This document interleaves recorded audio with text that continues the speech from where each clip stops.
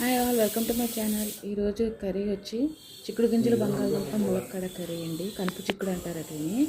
దానికి వచ్చి ఆనియన్స్, ఉల్లిపాయ, మిక్సీ జార్లో ఉల్లిపాయ, కొద్ది ధనియాలు, జీలకర్ర, రెండే రెండు లవంగాలు వేసి ఫైన్ పేస్ట్ చేసుకోవాలండి. ఇది కనుపు చిక్కుడు అండి. ఇప్పుడు మనకి సీజను ఈ 1 మంత్ దొరుకుతాయి. ఆ సీజన్లో చిక్కుడు గింజలు తెచ్చుకుని మీరు శుభ్రంగా దాన్ని క్లీన్ చేసి గింజలన్నీ ఫ్రీజ్ చేసి పెట్టుకుంటే మనకి 1 ఇయర్ వరకు ఉంటాయి ఫ్రీజర్లో పెట్టుకుంటే. ఇప్పుడు కడాయి పెట్టుకున్నాను. కడాయిలో ఆయిల్ వేసుకొని ధనియాలు,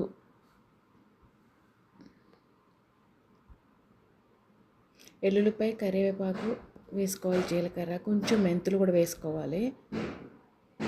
నేను అన్ని కూరల్లో మెంతులు వేస్తానండి. కొంచెం వేసుకున్నాను మెంతులు. తర్వాత ఉల్లిపాయ ఏదైతే మనం గ్రౌండ్ పేస్ట్ చేసి పెట్టుకున్నామో అది కూడా వేసుకున్నాను. అది కొంచెం పచ్చివాసన పోయిన తర్వాత నూనె తేలే వరకు వేపుకొని పచ్చివాసన పోయిన తర్వాత దాంట్లో పసుపు, ఉప్పు, కారం, గరం మసాలా కొంచెం వేసుకుంటే సరిపోతుంది. గరం మసాలా అది కూడా వేసుకొని కొంచెం వేపుకున్న తర్వాత ఏదైతే మనం ముందు కడిగేసి పెట్టుకున్నామో వెజిటేబుల్స్ కట్ చేసి పెట్టుకున్నామో అవి కూడా కొంచెం వేసుకుని ఒక్కసారి కలుపుకొని మగ్గనిచ్చుకోవాలి. కొంచెం మగ్గిన తర్వాత వాటరు, పాలు కాచుకున్నప్పుడు పైన మేగడ ఉంటుంది కదండి, నేను ఫ్రీజ్ చేసి పెట్టుకుంటాను.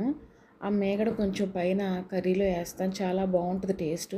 ఒకసారి ట్రై చేసి చూడండి. పాల మేగడ వేసి వండుకుంటే చాలా బాగుంటుంది కూర.